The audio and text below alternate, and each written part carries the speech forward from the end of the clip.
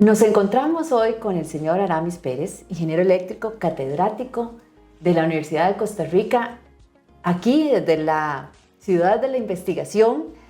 Don Aramis, cuéntenos un poquito cómo ha sido el desarrollo de toda esta tecnología de los carros eléctricos, de la parte de las instalaciones, cómo podemos hacer esas recargas. ¿Qué ha pasado en Costa Rica en los últimos 5 años, más o menos?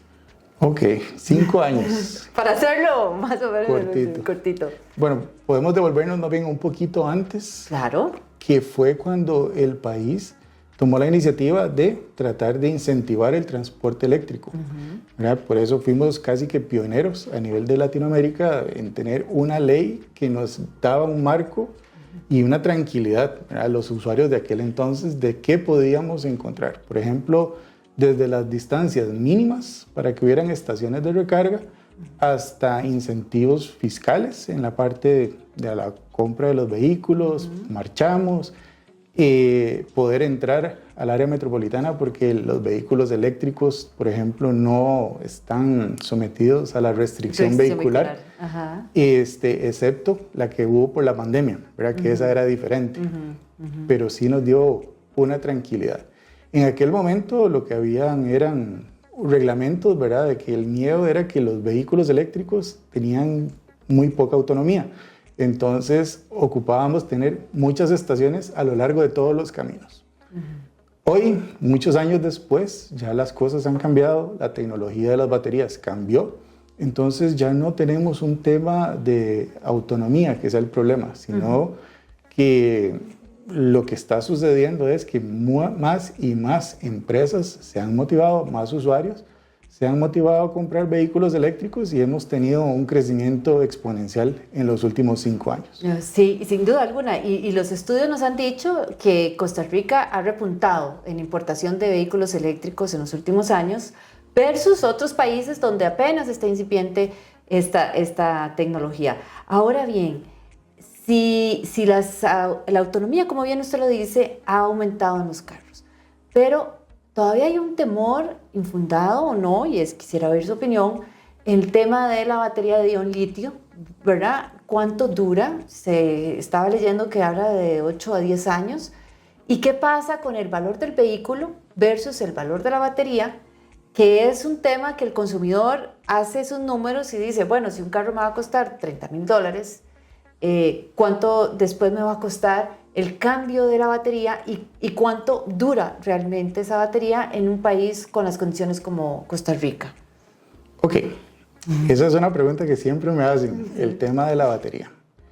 Es cierto, mucha gente habla de los 8 o 10 años que me va a durar la batería. Bueno, ahí vamos a ir quitando un poco o desenredando un poco la cuestión. Tenemos vehículos, ¿verdad? Que yo he visto, que he monitoreado, que han recorrido más de 100,000 kilómetros y no han tenido degradación. Entonces uno dice, en promedio en Costa Rica, según los datos de la revisión técnica hace un tiempo, se decía que para uso privado un carro en el país circulaba 10,000 kilómetros por año. Entonces, si yo tengo estos carros que ya recorrieron más de 100,000 kilómetros y están sin degradación, quiere decir que posiblemente para un uso privado van a durar más de esos 10, 12 años, ¿verdad?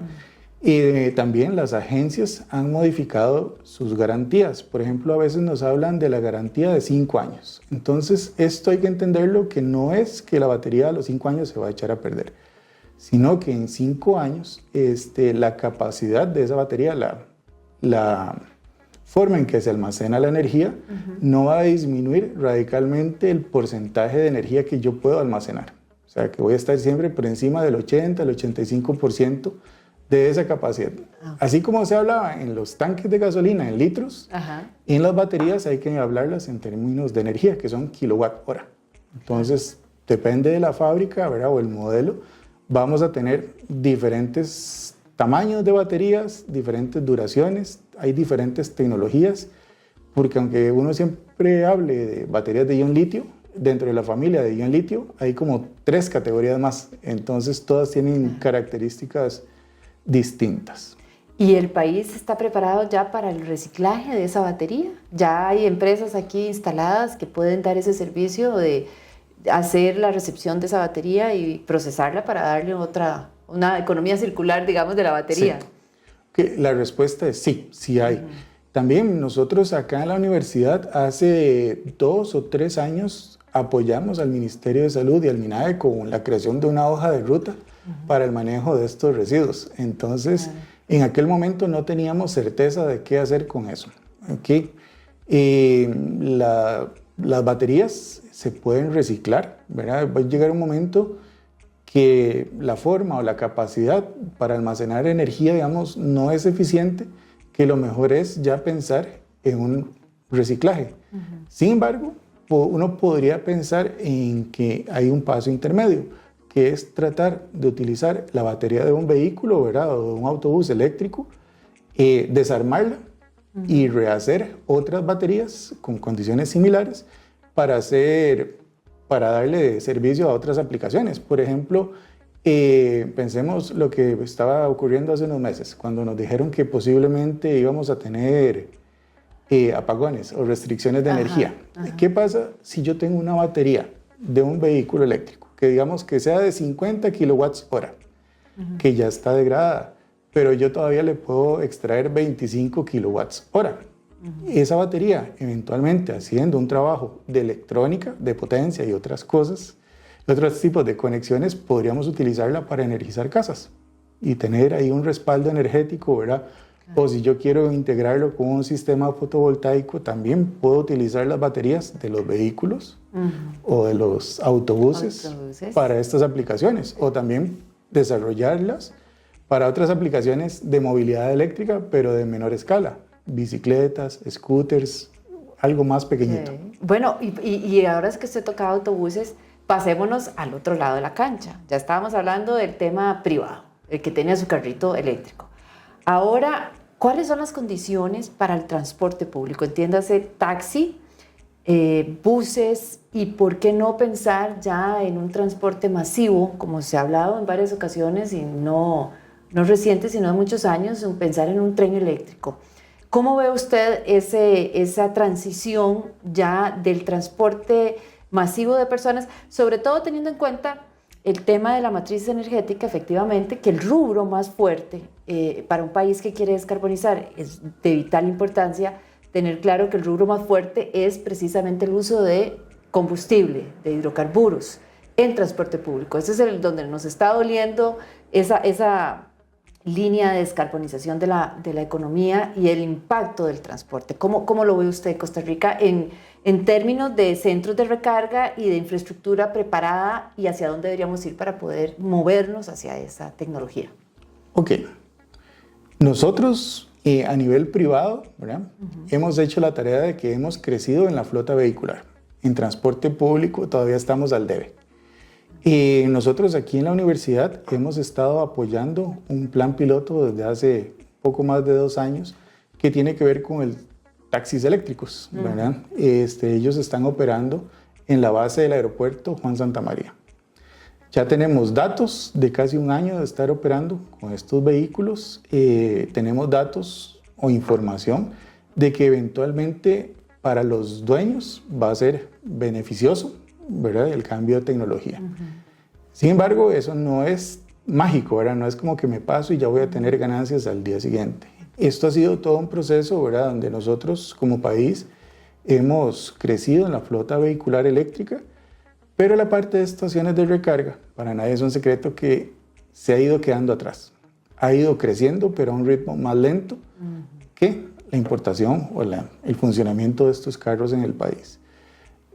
Yo he conversado, ¿verdad?, con colegas de instituciones de distribuidoras de energía y todo, y yo sé que hay una preocupación por eso, sé que es algo que están atendiendo, no es que lo dejaron olvidado, nada más que hay que entender que a veces las estaciones de recarga rápidas, que son unas que parecen una refrigeradora, que están en diferentes lugares en el país, son caras. Digamos, cada una de estas puede costar fácil $50,000. Son caras. Claro. Y además el costo energético, ¿verdad? Porque ellas ocupan una conexión trifásica, hay que asegurarse que el circuito tenga capacidad para poder instalarlo, ¿verdad?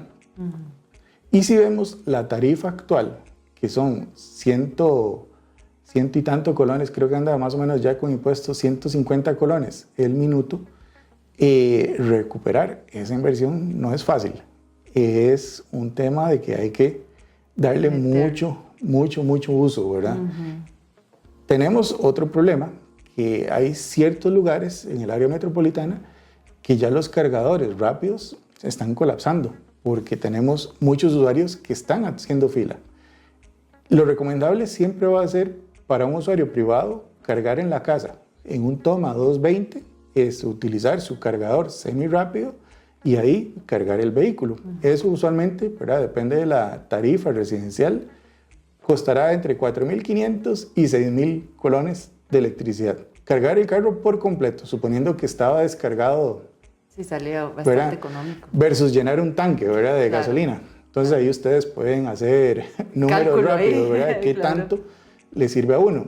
Si uno anda 300 kilómetros por semana, ¿verdad?, habrá que cargar el carro una única vez, porque las autonomías o la tecnología ha hecho que actualmente tengamos vehículos que superan con creces los 350 kilómetros, ¿verdad?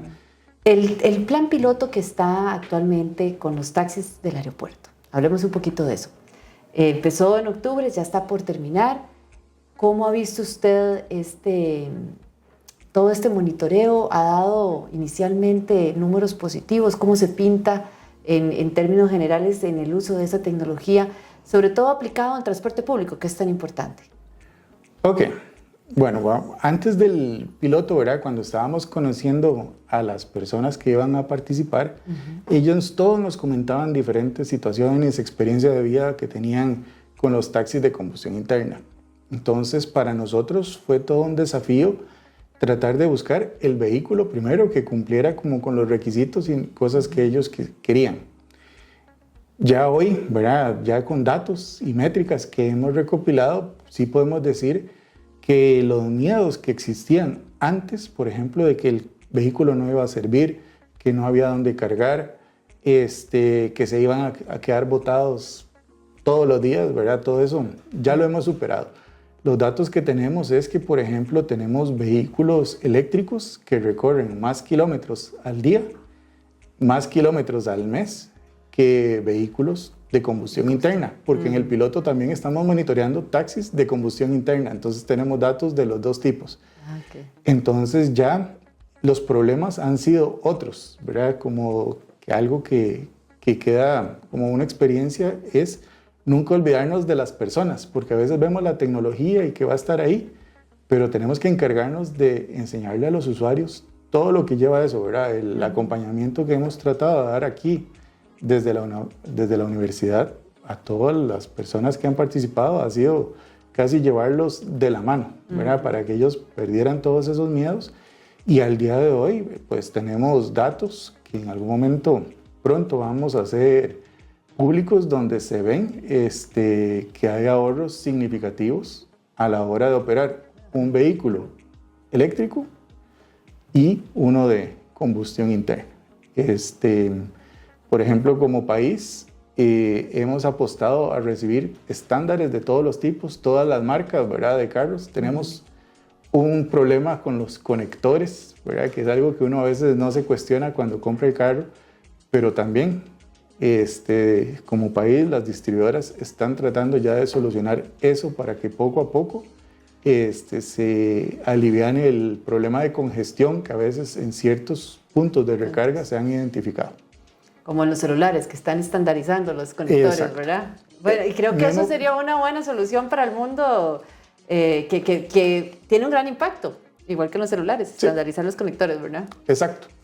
Bueno, no, muchísimas gracias al doctor Aramis, catedrático de la Universidad de Costa Rica, por toda esta charla, y definitivamente nos queda claro que la tecnología de vehículos eléctricos llegó para quedarse y que lo que tenemos que hacer como país es dar un paso al frente para ir quitando esas pequeñas cosas que evitan que podamos usarlo de una manera más masificada, como el tema de los centros de recarga, efectivamente, los incentivos económicos. Otros países han apostado a efectivamente utilizar estos bonos verdes y financian este cambio de tecnología. Y por qué no hacer ese acomode de rutas interurbanas para poder ir migrando hacia un transporte masivo eléctrico que nos lleve en una no solo mejor calidad de vida, sino una mejor calidad de nuestro ambiente y nuestro aire con un impacto en la descarbonización de la economía. Así que bueno, muchísimas gracias por estar acompañándonos en el día de hoy y a todos los que nos escuchan.